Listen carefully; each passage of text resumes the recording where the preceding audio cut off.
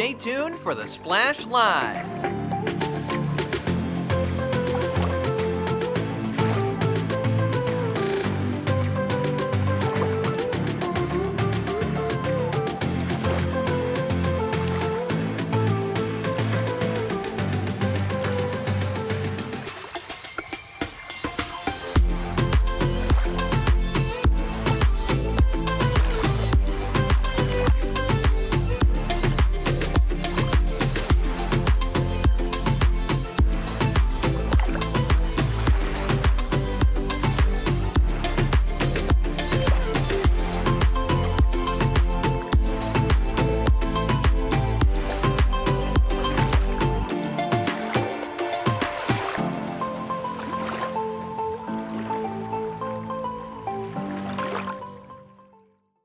It's time for the Splash Live from Civic Center TV, featuring stories from and about people like you in the Greater West Bloomfield area. Simulcast on cable, 89.3 Lakes FM, social media, and the web. Now live from Green Media Center on Walnut Lake Road, it's the Splash Live. Live, local, social, it's the Splash Live on Civic Center TV and 89.3 Lakes FM. I'm your host, Tyler Kieft. Welcome, friends and neighbors, to the program today. Thank you so much for joining us once again.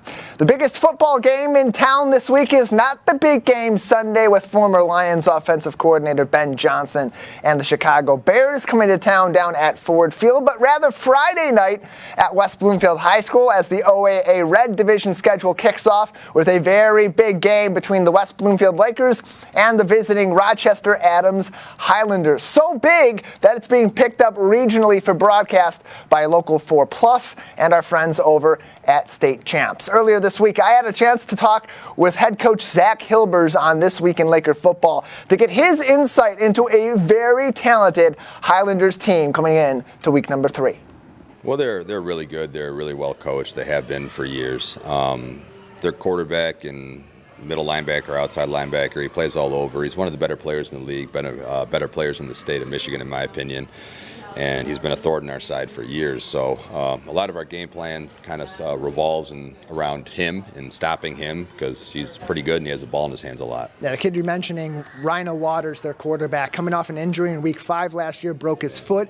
And somehow the team looked even stronger after he was out last season. Maybe that emotional toll played a role in them ultimately running to the state semifinal, running into Hudsonville. They're coming back with a lot of those same weapons in 2025. You on the other side being a much younger team. We talked earlier about discipline, about the execution of this team in the first 2 weeks. How does all that factor in as you're going up against a veteran team with some emotional baggage on their shoulder they're looking to answer for in 2025?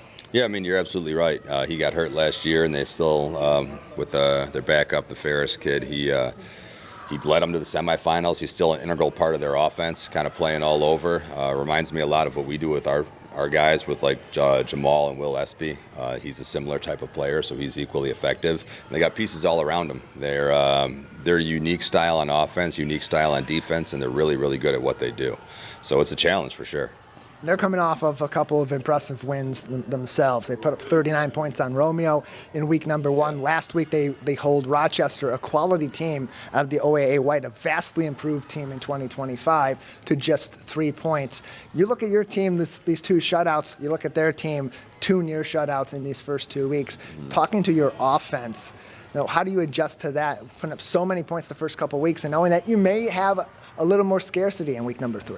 Yeah, we talked about it in our team meeting on Sunday night that, to be honest, both of us and Rochester Adams, haven't been really tested in the fourth quarter yet this year. So we both have to be prepared for it. If it falls our way and it doesn't happen, great. But we have to be ready for the resiliency it takes, the perseverance to play 4 quarters of football, because we've been in the fortunate position where we could kind of coast in the fourth quarter the last 2 weeks.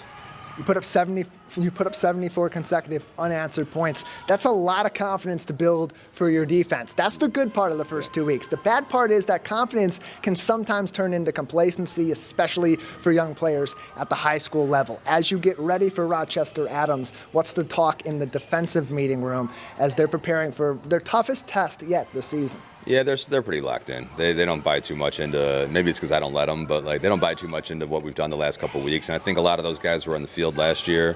They remember being tied there in the fourth quarter and them going on a 10.5-minute drive to basically win the game. So that's pretty fresh in our minds, and it's keeping us focused right now. How much does last year's performance on the road in Adams factor into this for the older players, getting the younger players into the sense of what this game is going to look like? Because, as you said, for most of that game, it was a bit of a back and forth, a tit for tat between your two teams, but really there was that last 10 minutes or so where the tide had turned and Adams played perfect football. So how much are the younger guys getting a little bit of a lesson from the elder players about preparing for just how much of a challenge these next several weeks are going to be in the red? Well, certainly probably a great game to watch as a fan. Wasn't my favorite, but the way it ended. But, it's funny, you can't be a bad defense and have someone go on a 10.5-minute drive because you would give up a big play at some point and they would score quicker. So, obviously we would have rather stopped them, but they converted 3 or 4 fourth downs on that drive. And they're like what I told our kids last year is, they stepped up and made winning plays when they had to, and we didn't. So it's been on our minds for a long time, and we hope that, we're going to be 1 or 2 plays better this year. But with the way high school football works, they're a different team, we're a different team. Some of the faces might be the same, but it's different kids every year. And right now, looking at the standings in the red, looking at the results of the first 2 weeks, 3 stand at the top. It's yourself, it's Oxford, the defending champions in this division, and Rochester Adams. Oxford's going up against 1-1 Clarkston. Lake Orion's 0-2, had some injury problems as they head into week number 3. This is a chance for either yourself or the Highlanders to take the driver's seat in the OAA Red. How important is that momentum as you head into the thick of the schedule? I guess since it's the first OAA Red game, it's pretty important because 1-0 is a whole lot better than 0-1 because there's only 4 league games. So it's always, all the games are tough and they're all important. There's a reason, last year Oxford beat us, but had we won, it would have been a 4-way tie at 2-2, and it's, in a way, it would have been pretty metaphoric, I guess. But so we expect them all to be a battle anyway, so it's pretty important because it's the next one. Lakers taking on Rochester Adams right here at West Bloomfield High School. 7 o'clock kickoff on Friday. That game will be broadcast on State Champs Network and Local 4 Plus as well. We'll have links for that on our Lakers Sports page on civiccentertv.com/Lakers Sports. Coach, as we head into Friday, any last thoughts, lasting images for people to think about as they go into watching the Lakers take on the Highlanders Friday night at the Swamp? I don't know. If you just look over the course of the years, every time we play these guys, it's a pretty good game. So we expect a lot of entertainment, and we just hope to be 1, 2, 3 scores better, whatever it is. I just want one more point than they have at the end of the day. Plenty more to go over with Coach Hilbers from the Lakers' first 2 weeks of the season. And, of course, we'll even talk to one of their breakout stars, Joel Davis, on This Week in Laker Football. That's online and available on demand as we speak on CivicCenterTV.com. You can follow along all season with Laker football on CivicCenterTV.com/LakerSports. This Friday, we're off the broadcast. State Champs and Local 4 Plus picking up the game, but we'll be on site with some special things happening there as well. You can get all the links to view the Lakers this week Friday on CivicCenterTV.com/LakerSports. That's also where you'll always find our live broadcast most weeks, and of course, This Week in Laker Football. Close to home, West Bloomfield Township is getting a brand new look, unveiling a new logo earlier this week. You see it on your screen. A full revamp of the branding that represents the township's growing and evolving identity. We saw earlier on this week at a meeting, Lauren Bull, a consultant with Birch Partners, came in, discussed the whole thing. That meeting is available on CivicCenterTV.com. The keys of this logo brings into effect still some of those same colors, the green, the kind of darker navy, almost blue color scheme, with some new typeface for West Bloomfield that really makes the name of the community pop off the page. And of course, the blue heron, no longer resting atop its habitat, is launching into the air, symbolizing launching into the future for West Bloomfield Township. The blue heron, of course, an icon of our community, a rarity in the state of Michigan with habitats almost exclusively right here in the Greater West Bloomfield area. Fantastic new look for the township. I will let you know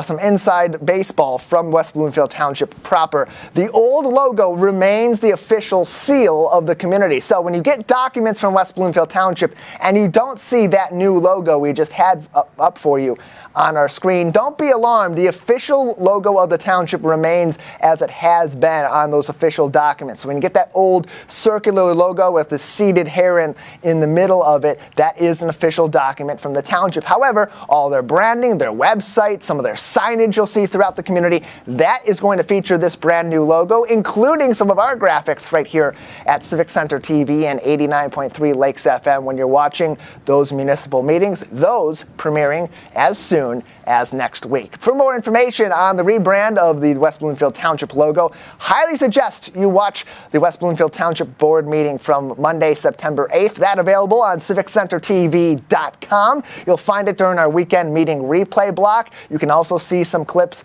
from that meeting on our website and across our social media. Scan that QR code on your screen for even more details. And stay tuned, wbtownship.org. You'll be seeing a brand new look on that website. That's part of the first implementation of this brand new livery for West Bloomfield Township, springing into the future with a brand new set of logos.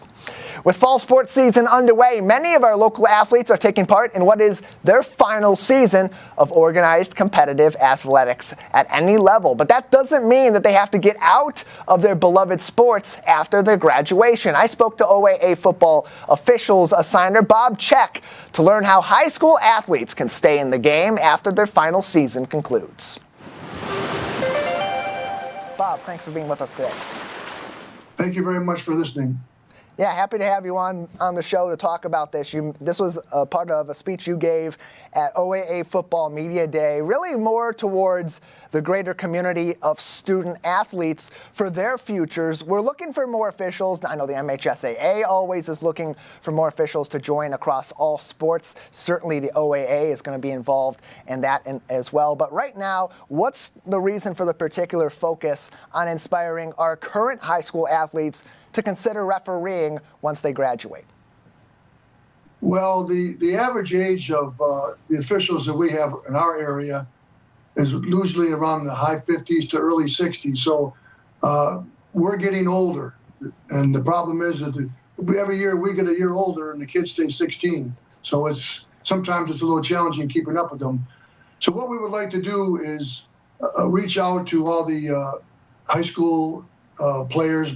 And after they graduate, if they want to stay in town, get registered with the Michigan High School Athletic Association for whatever sport they want to do. I personally handle football, girls and boys basketball, baseball, and softball.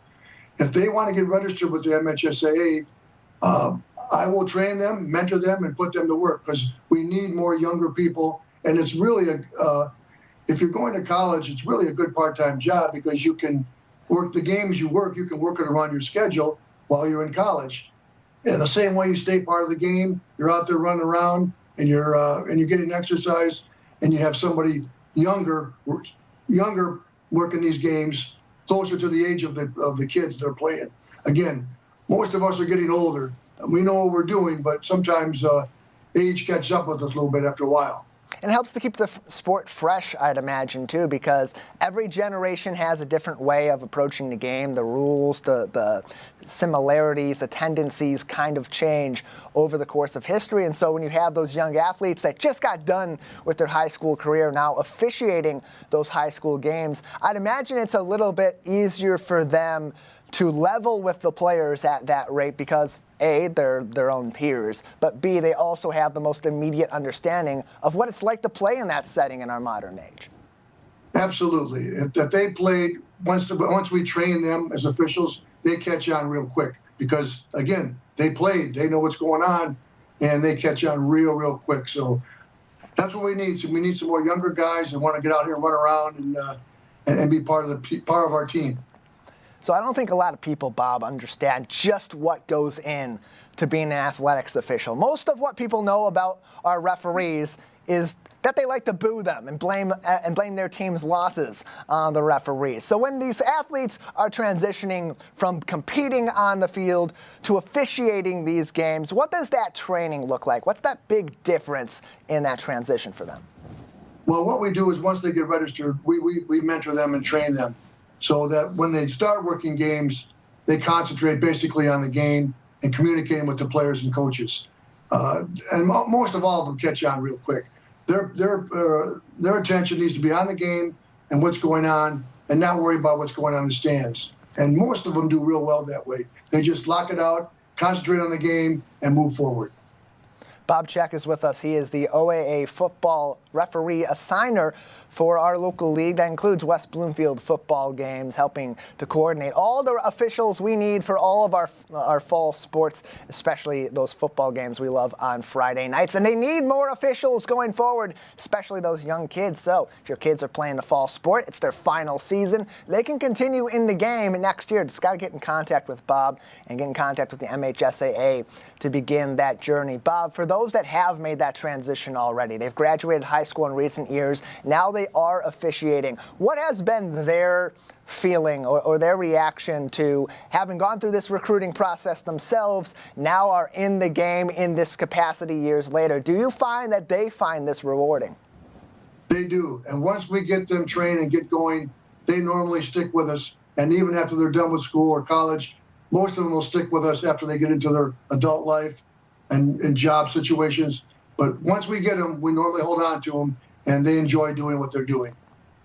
So why do we need really well-trained officials, and especially those that are going to stay in these games for extended periods of time? Well, as you know, these athletes today are much more gifted than they were when I was playing. I mean, they're really, really sharp. And many of these sports, they play that sport year-round, so they're really, really experts at it. So we just got to stay on top of it and do the best we can so that our level of officiating stays at the level of their expertise while they're playing.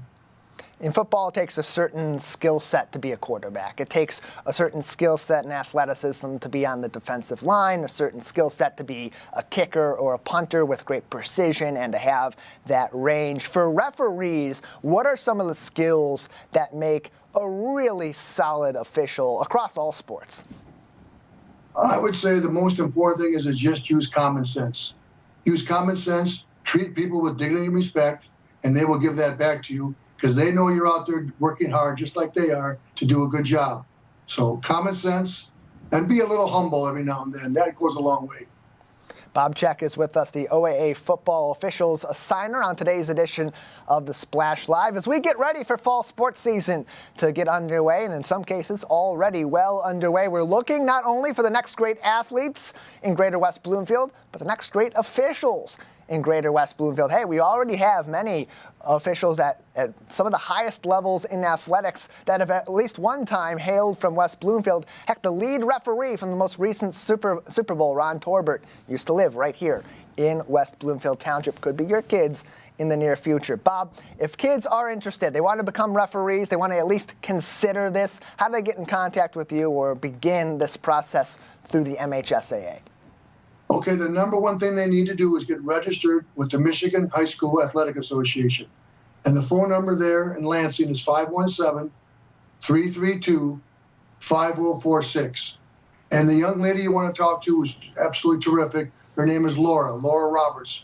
If you're a brand new official, call up there, talk to Laura. She'll get you going and get you registered. Then once you get registered, you can contact us at MetroDetroitAthleticOfficials.com. And then we will train you, mentor you, and I will be more than happy to put you to work. That phone number for the registration with the MHSAA, if your kids are interested in becoming officials, or even those younger adults want to become officials, those of all ages always welcome.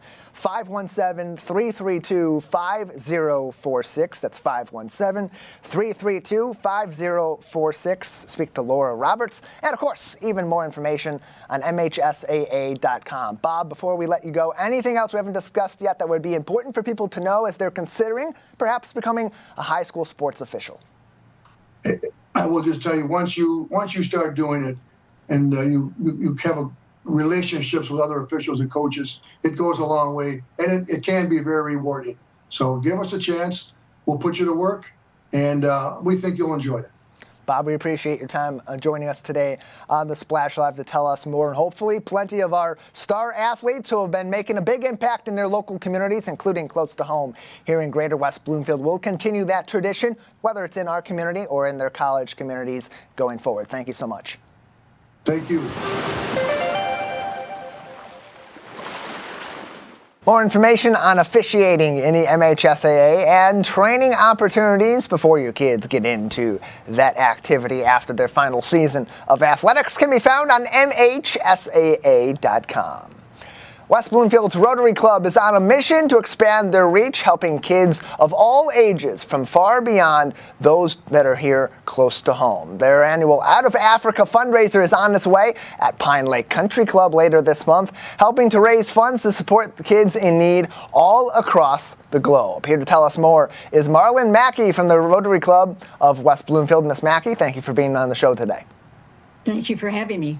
Happy to have you on to talk about this. It's an annual fundraiser. It's one of the biggest fundraising opportunities of the year that is put forth by the Rotary Club of West Bloomfield. Tell us a little bit about what people can expect if they show up on September 28th to the Out of Africa fundraiser. Well, we are having, as you know, we're having a dinner at Pine Lake Country Club, also a silent and live auction, during which there will opportunity to buy raffle tickets for a 50-50 raffle. And there will be many opportunities for people to show their support for the kids that we're trying to help. And it all goes to support an organization called Omni. Give us a little bit of information, some insight for those not familiar with this, haven't gone to the fundraiser, haven't heard of it on our programming and in other places in past years. What does Omni do that makes the Rotary Club of West Bloomfield put its support behind them year in and year out? Well, first of all, the acronym OMNI stands for Orphans Medical Network International. And right now we are working very hard in Africa and have been there for the last 20-some years. And so we are supporting the most vulnerable and impoverished children that you could imagine. And we are trying to get them and their communities every possible help so that they have a viable future. So what inspired this? It's, as you said, almost 20 years or over 20 years that this fundraiser has been ongoing with the Rotary Club of West Bloomfield. What inspired the beginning of raising funds for this organization that does work far and beyond the confines of our community? Well, as you know, Rotary is service above self, and Rotary aims to help all people in many different communities, and often they have an international project, and that's what this one is. My husband has been with this organization for some 20 years, almost since its beginning, and it started out with the team of medical missionaries going over to Africa, and ended up with a much broader scope than it has now. We did talk to Dr. Mackey just before the Michigan Week Awards in May of this year, and part of our conversation with Dr. Mackey was about his experiences going to these parts of Africa, going to Zambia in particular to help Omni with some of these services. So for those that aren't familiar with the end cause of why this is being supported by the Rotary Club of West Bloomfield, you raise all these funds, you send them to Omni. How do they help with the boots on the ground in places like Zambia, helping out these kids? Well, I don't know if it's general knowledge, but in Zambia, in order to go to school, the children must be able to buy the uniform, and their parents have to belong to the PTO. Well, if you're an orphan, you obviously don't have that opportunity. And even worse, if you have parents who are alive and they're poor, you still don't have that opportunity to go to school. So the cycle of poverty just kind of repeats itself over and over again. What now? We have a school over there in which we have 365 children that attend there. And almost every person there, well, they're chosen by need. So 50% of the children have lost one or both of their parents. They all face chronic hunger, they lack medical treatment, and cannot afford to attend the public school. So what we do is we try to take in the most vulnerable of all of these children, give them an education, and a hot meal every single day. We give them food to take home on the weekend, which we'll tell you a little bit more about that. They get a school uniform for free, Twice a year, they get shoes on their feet, which is a big way of preventing a lot of diseases. They get treated mosquito netting for their homes because they don't live in homes like you and I. They live in huts that have dirt floors, no heat, no electricity, and no furniture. So they're very, very poor people. So the money that we raise, we right now try to sponsor at least 20 children. So we have a grant with the Rotary that will help us out, but we must raise at least $5,000 in order to do our part of that grant. And luckily, we have been fortunate in the past years to be able to raise more than that. So we've been able to do a whole lot more than just 20 kids. Each child sponsorship for 1 year is $420, which is not a lot of money. Yeah, for 20 kids each, that goes a long way to be able to help almost a full classroom's worth of children, especially if you exceed that baseline goal of 20. That is a significant amount of orphan children in Zambia that are going to be able to have that education, that those medical needs being met as well, and so many of these other services. Marlon, you and your family have participated in this for many of these last 20 years, if not every single one of them in some capacity. So you are uniquely familiar with how Omnis work on the ground and how these fundraisers help these communities across the globe. But for those that join in on these fundraisers, maybe they did last year, a couple of years ago, maybe they are going to for the first time this year on September 28th at Pine Lake Country Club for this particular year's fundraiser. What typically is the reaction from those that go to this event and learn more about Omni's work when they learn just how far their dollar is going when they donate by coming to this event? Well, I think people start to realize when they hear the stories of the children and their families, of which there are many stories you can imagine. When they start to hear these stories, they realize how lucky we were to be born in the country that we are in, and that these children have nothing and they will not get anywhere unless they get an education and have someone help them just get out of that spiral. So all of the money that we raise, every penny of it goes for the kids. Anybody in the United States that works with Omni is a volunteer. No one is paid for anything. On the years that the medical team's over, each person on the medical team paid their own way, their own airfare, their own hotel, their own food, and then ended up donating more money, usually while they were there because they saw a need and just jumped in and said, here, I'll put more money into that. So you know your money is going to help somebody for sure. And that's what's important here, is that the money and the fellowship from this organization and from your organization with the Rotary Club of West Bloomfield, it actually goes to help actual people. It's not done for a photo op to get missionaries out there for their own purposes or for advertising and marketing. This is legitimately helping people in legitimate need in places that are in vulnerable situations, like the orphans that are in these scenarios in places like Zambia. Marlon Mackey is with us from the Rotary Club of West Bloomfield on today's edition of the Splash Live, their annual Out of Africa fundraiser helping Orphan Medical Network International, or Omni. September 28th begins at 4 p.m. Pine Lake Country Club in West Bloomfield. The auction, silent and live, begins at 4 p.m. Drawings at 7:30 p.m. with a dinner and a whole lot of fun in between all of that. More information on westbloomfieldrotary.org, or follow them on Facebook at West Bloomfield Rotary as well. Marlon, this all goes back to the overall mission of the Rotary Club of West Bloomfield, something that the people will also be able to learn about by attending this fundraiser. So how does it fit the vision of the Rotary Club? Of course, you mentioned the motto being service above self, but also help to tie the community here locally closer to that mission as well. Just so you would know, in this past year, the past 2 years, there's been a drought. And the people didn't have enough problems being with poverty. Now they couldn't even grow crops. So we have done a lot of things there, like drilling more wells, making fresh water available to the community.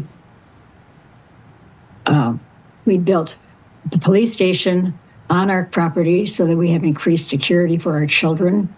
We just completed this week a gender-based violence counseling center to help combat the domestic violence that is quite rampant over there in Zambia.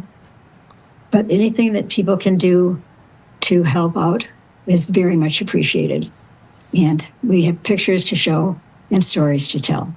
So we hope that you can come and join us. We do as well. Marlon, we know it's a very busy part of the year for people. They have a lot going on this fall between their kids in school, family events, the holidays, and all of that. So if they're not able to attend this fundraiser on September 28th, what are some other ways they can get involved, either with the Rotary Club of West Bloomfield or helping out Omni in the near future? Well, they can always look on our webpage, as you gave the directions for that. They could buy raffle tickets. We have raffle tickets for a 50-50 raffle that are $20 a piece. And there's going to be a winner. Last year's winner took home over $2,000. We also have sponsorships for children. So anybody can sponsor a child for $420 a year or $35 a month, if you care to do it that way, and give another child, besides the ones that we hope to sponsor, another child personal life. These kids are so thankful for that recent trip to Zambia, a little girl came up to my husband and said, "Would you please sponsor me? My friends have a sponsor. I don't have a sponsor. Could you please sponsor me?" And of course, he said, "Yes, he will." So her name is Priscilla, and she's one of the children that we've sponsored now. She's now going into the 9th grade. Wow. So there's, if you look on the Rotary webpage, there are ways that you can donate there also. Just cash donations of any kind are always welcome because we have so much to do. And as I said, we have branched out into so many different areas, coming from a medical mission to now having a school. We feel responsible for every single one of those children, but we also are working with the community to develop their resources, small businesses, and we give them vocational training. We even have adult classes at night at our school to help them. The ones that have never gotten the chance to go to school can now learn how to read as an adult. So we just feel that our mission is quite valuable. Your service and your patronage goes a long way to help real people in tough situations all over the globe, all in the name of supporting a good cause from right here, close to home in Greater West Bloomfield. Marlon, thank you so much for your time today. Thank you very much. Appreciate it. More information is available on westbloomfieldrotary.org. You can also follow them for more info on the Out of Africa fundraiser and other missions right here in our community and beyond all throughout the year. Facebook.com/West Bloomfield Rotary. Close to home, another fundraiser happening here in West Bloomfield over at Pine Lake Country Club. Pickleball and tennis lovers will soon have a chance to join in on some friendly competition for a good cause, all in support of the Detroit Crime Commission and their programs to help women in need of protection from very dangerous life situations. Civic Center TV's Jake Schaff spoke to Renee Roth and Stephanie Yates from the Detroit Crime Commission to learn more. Thank you both so much for joining us today. Thank you for having us. Absolutely love hearing about events like this to help bring the community together. Stephanie, I'm going to start with you. This year marks the 10th anniversary of the Love Tennis and Pickleball Mixer. How would you say this event has evolved over the past decade? Thanks, Jake. The tennis and pickleball mixer has evolved over the past 10 years.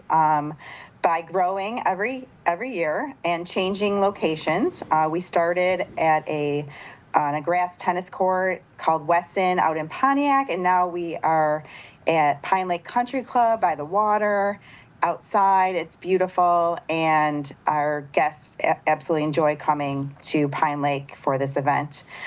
We had about 50 people originally, and now we're close to 100 people that come out and play in our event annually. Wow, I mean, you could definitely hear how much this event has grown in popularity over time. That is amazing to see. Renee, how would you say hosting this event at Pine Lake Country Club helps to add to the overall experience? Thanks, Jake. I would say that our lakefront setting, we've got both clay courts and pickleball courts, and having the space necessary to bring in all our new guests has really helped us grow and engage more people. It's an easy setting to get to, and a lot of our patrons just love, watching the sunset afterwards as we have our mix and mingle and our silent auction, and it's just a great place to come out for a good cause. That's absolutely right. And as I said before, there are great tournament formats with this event. There's tennis team play, and then there's the pickleball scramble. How would you say these formats encourage participation and fun? So it encourages everybody at different levels to come in and play. You don't have to be a great tennis player or a great pickleball player.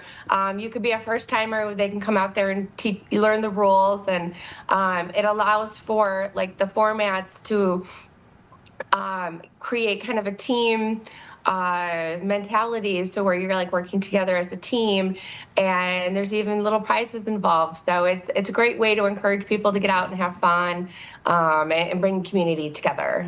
That's absolutely right. And I mean, when you say prizes, that's definitely going to garner a lot of attention and a lot of popularity for events like this.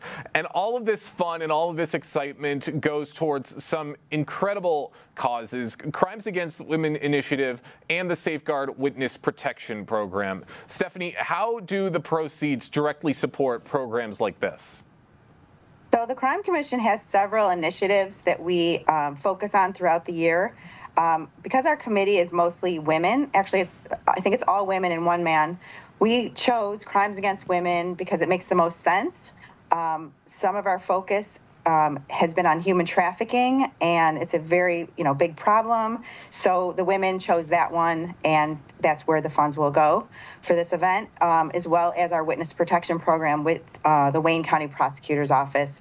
You'll remember maybe 10 years ago they started the Rape Kit Initiative, so that is why we chose that. It's also focuses on women and crime, and a lot of the initiatives, is a kind of a male-driven focus. So this is more women, and our committee of women chose these two.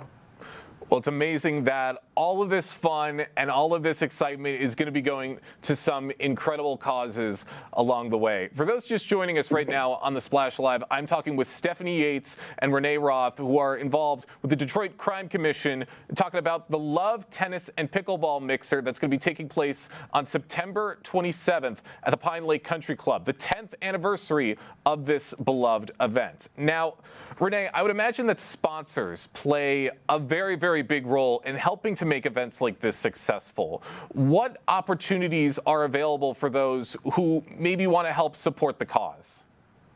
Yes, Jake. Sponsorship opportunities are still available, and they make this cause just so much more special. Each of our sponsorship levels come with an opportunity for marketing and signages and participation in the event. They really help drive our message throughout the community by showing they support us, and they back our causes, and it allows our message to spread throughout the community, which is pretty much one of our ultimate goals from all of these events. Well, it's amazing to hear that there are so many ways people can get involved to help support your amazing mission. That's always great to hear. Stephanie, how important would you say community engagement and visibility is for the Detroit Crime Commission's mission? So the Crime Commission has been around for about 14 years. I've been with it for about 10 years. And I think that people are starting to know who we are and recognize who we are. So the more events we do throughout the year, the more visibility we get, and people can, hear DCC and know exactly who they're talking about. We want people to support us, and we want also community to understand about causes that we're supporting, so they're aware of like human trafficking or whatever it is that we're backing at the time. So it's very important for our community to know that this is going on, and these events showcase that. They absolutely do. I want to thank both of you guys for joining us here on the Splash Live. I got one more question before we wrap things up, and this is to both of you. Looking ahead, this event has been going on for 10 years. We want to see it continue in the years to come. What's your vision for the future of this pickleball and tennis mixer as it continues to grow? Renee, we'll start with you. So our ultimate goal is to get women out and have some fun, spread our word. And so we just want to grow and keep on expanding and have more and more women come out and join us, and ultimately spread our message throughout the community and the awareness of what we're doing. Stephanie, what about you? Well, I'd like to say it's men and women we're asking True. to come out. It's not just for women. This event is for True. both men and women this year. It always has been, actually, but it's mostly women focused. But this year we want the men to come too. At any level, you do not need a partner to come. If you want to sign up, you can go to our website at detroitcrimecommission.org and click on events, and then you can sign up that way. And just please come out and support us. All the money we raise is for, our initiatives, and we would really appreciate your support. That's right, supporting so many great causes from the Detroit Crime Commission. Renee, Stephanie, thank you both so much for joining us today here on the Splash Live. Thank you, Jake. More information on this fundraiser and more from the Detroit Crime Commission is available on the Facebook page. Visit Facebook at Detroit Crime Commission for all of those details. With the kids back in school, the community takes on a renewed responsibility out on the road and throughout the local area to keep the kids safe when they go to school in the morning and, of course, when they're going home in the afternoon. I had a chance to go over helpful tips for parents, kids, and community members to help make the trip to and from school each day safe and sound for our local families. In this conversation with Officer Zena Daly from the West Bloomfield Police Department. Officer Daly, thank you for coming on the show.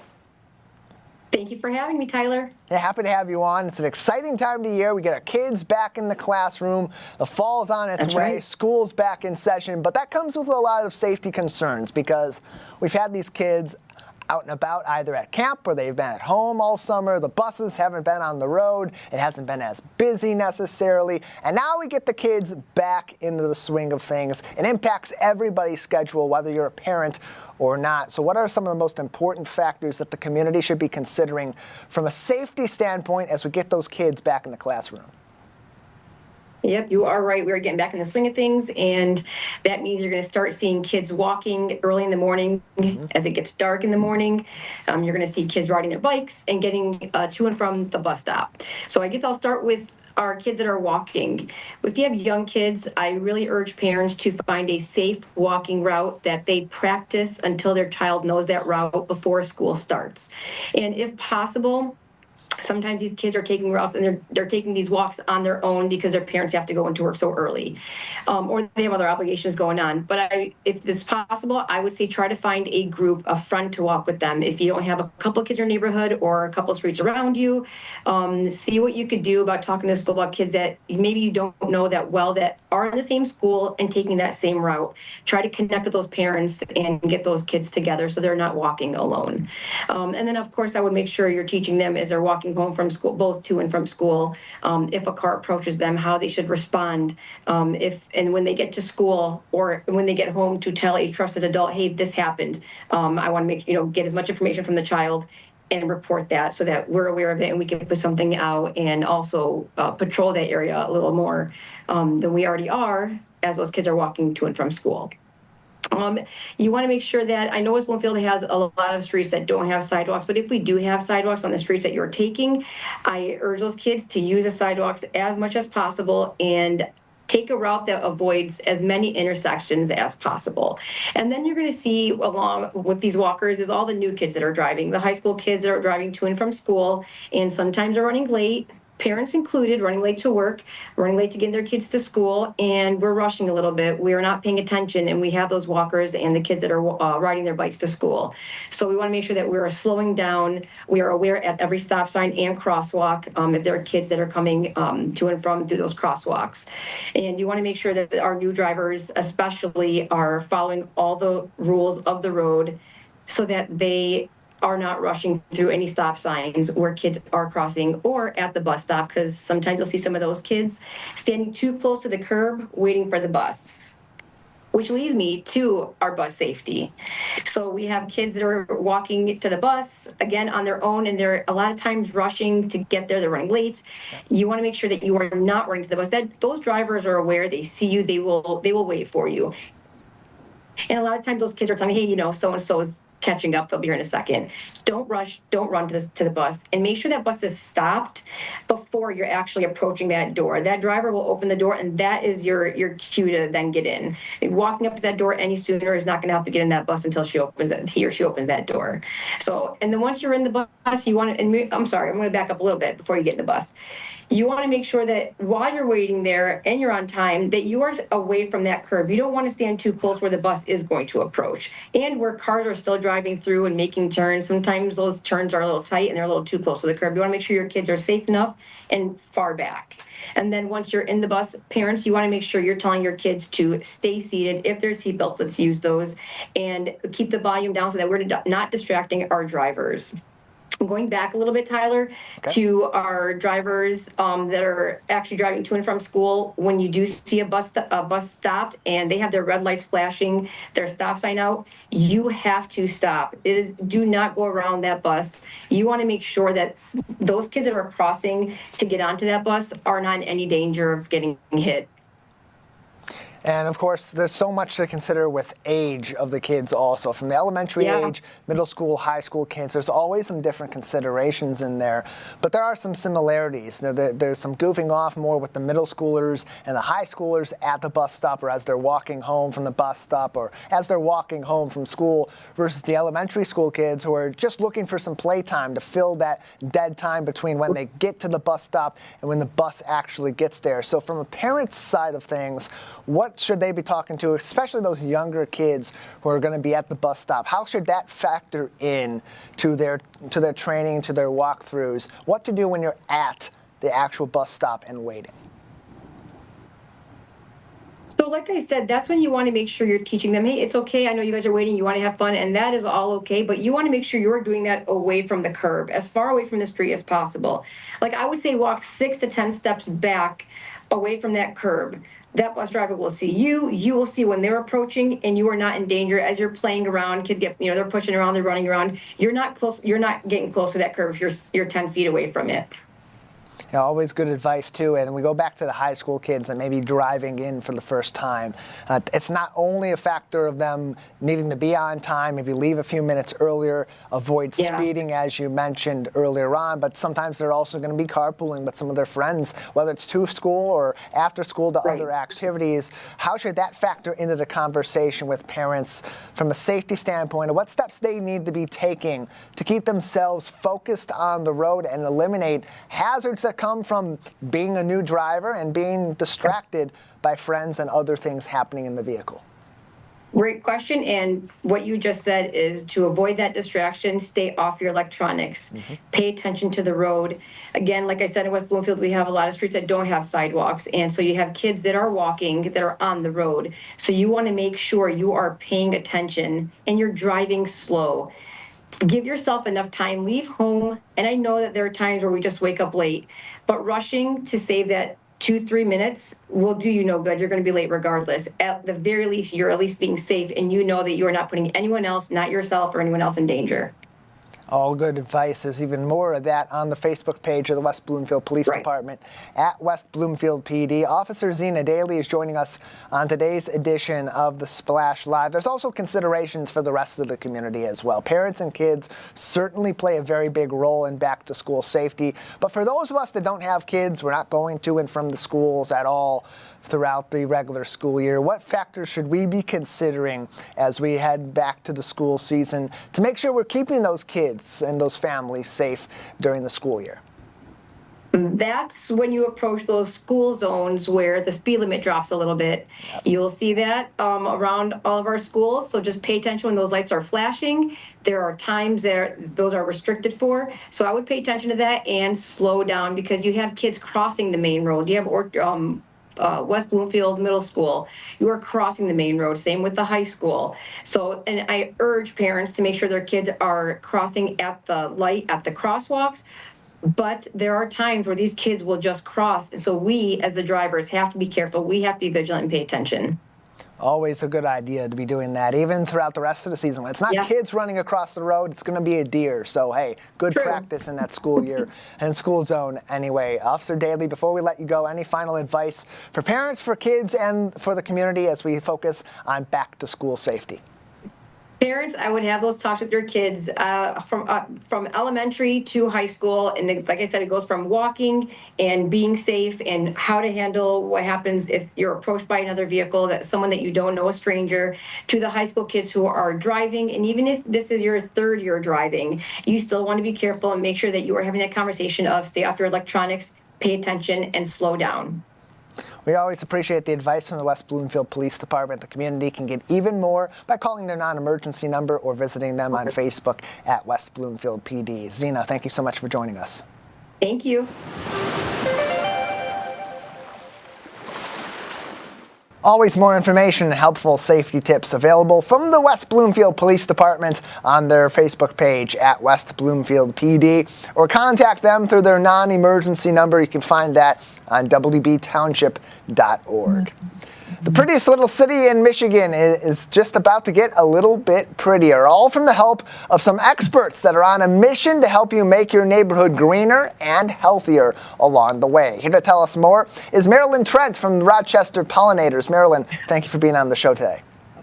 Well, I thank you for having me. I wasn't aware of, Civic Center TV, CCT, so I'm really interested in learning more. Well, glad to have you with us and to learn a little bit about us along the way as well. We're learning about your initiative, Healthy Yards, Pretty City. You've got an upcoming event coming up in the city of Sylvan Lake. Take us through Healthy Yards, Pretty City and sort of the mission behind this initiative.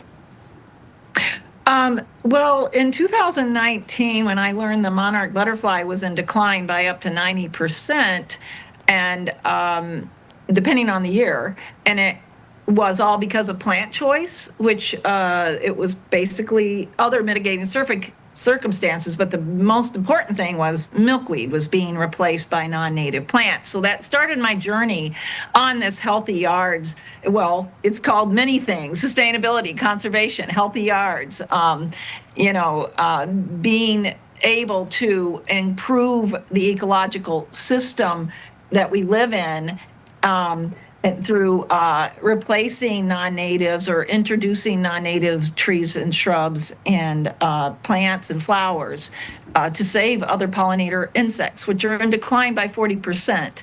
So it just really grew, no pun intended. So I am now on city council. I'd always been involved with our city, and so here I am. Our city was already involved with the Mayor's Monarch Pledge, which is a national initiative to save the monarch butterfly. And if you can save the monarch butterfly, you can save the other insects. And we've had similar initiatives here in our community in past years. We know that in the past decade, Karen Meebrod and others from the city of Keego Harbor have even partnered with some of our local representation to try to get the monarch butterfly named our state insect. It didn't ultimately end up going through, but their campaign to support this the monarch butterfly continues, as does those for our friends at West Bloomfield Parks.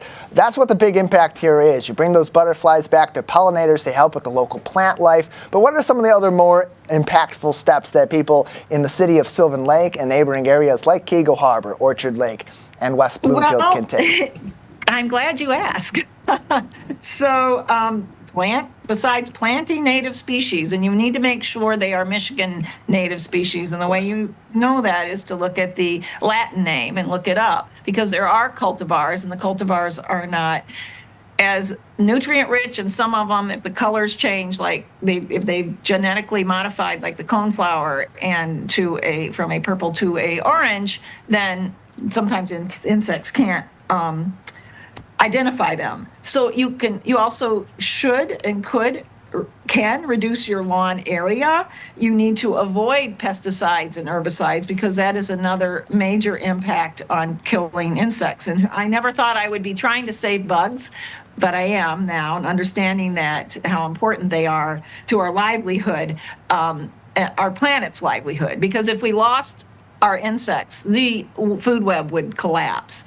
And don't use fertilizer on the plants; they don't need them.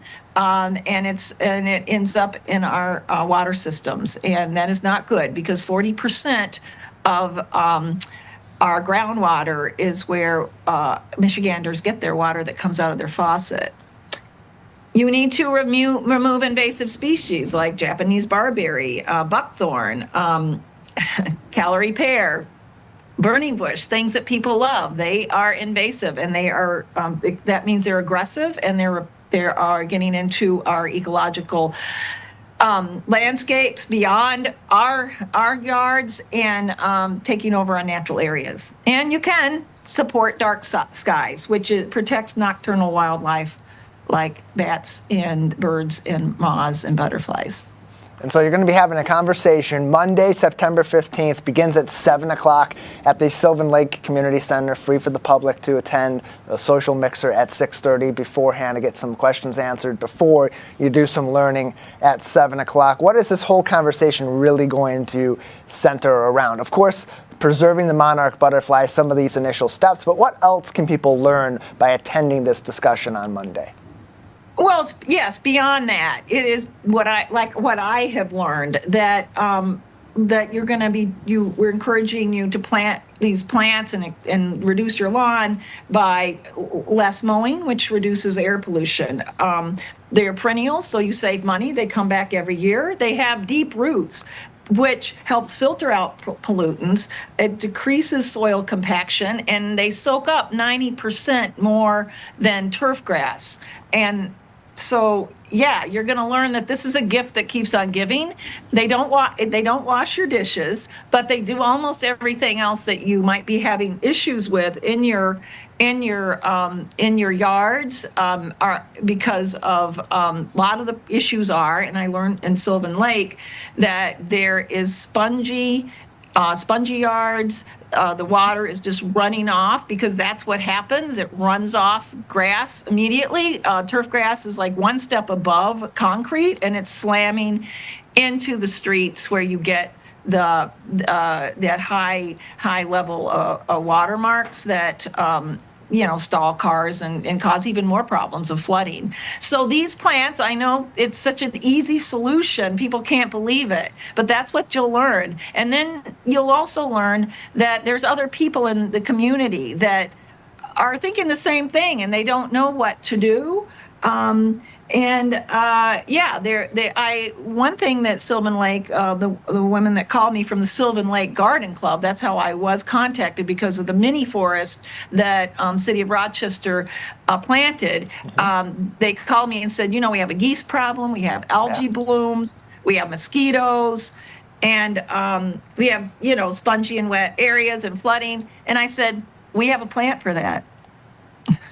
Yeah, all helps. And those geese, I'd like to walk places that are close by to our studio here, like West Bloomfield Town Hall. I'd like to go for a little walk before these Sylvan Lake meetings every month as well. And this time of the year, it's like walking in the minefield when you go on the grass. Those native plants help get rid of some of those geese, take care of some of those root problems as well. Marilyn, we got about 30 seconds left with you.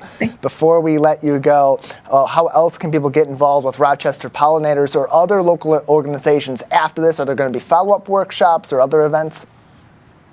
Well, number one, North Oakland Wild Ones is a chapter of a national Wild Ones organization that meets every month at the Johnson Nature Center in Bloomfield Hills. And they are a membership organization that focuses on anything that has anything to do with native plants and flowers. So they're a group of experts, and you do not have to be a member to attend the meetings. And the Sylvan Lake Garden Club is another one these are the women that called me, several of them. We had a nice talk, and they wanted me to come in and start talking about how integrating native plants and can help with geese problems. Putting back what nature intended is what the solution is. And nature didn't have fertilizers and pesticides and herbicides in the lakes that causes algae blooms. They had long, beautiful grass and flowers along that water's edge. I mean, wouldn't that be prettier than turf grass? Absolutely, and there's so much more to learn, of course, on their website, rochesterpollinators.org. On Facebook and Instagram, you can follow them at Rochester Pollinators, and join them Monday, September 15th, beginning at 6:30 with a presentation at 7 at the Sylvan Lake Community Center. Marilyn, thank you so much for your time today. Well, thank you so much for having me. Appreciate it. Marilyn Trent, the Executive Director of Rochester Pollinators, with us on the Splash Live, hoping to see you out at the Community Center in Sylvan Lake on Monday, September 15th. That's our show. Wanted to remind you that television that's close to home is always online on CivicCenterTV.com and across our social media pages. Big thank you to our entire team, our crew at Master Control for making this show possible, and of course to you for joining in each and every day. For our entire team at Civic Center TV, I'm Tyler Kieft. Live, local, social. This has been the Splash Live on Civic Center TV and 89.3 Lakes FM.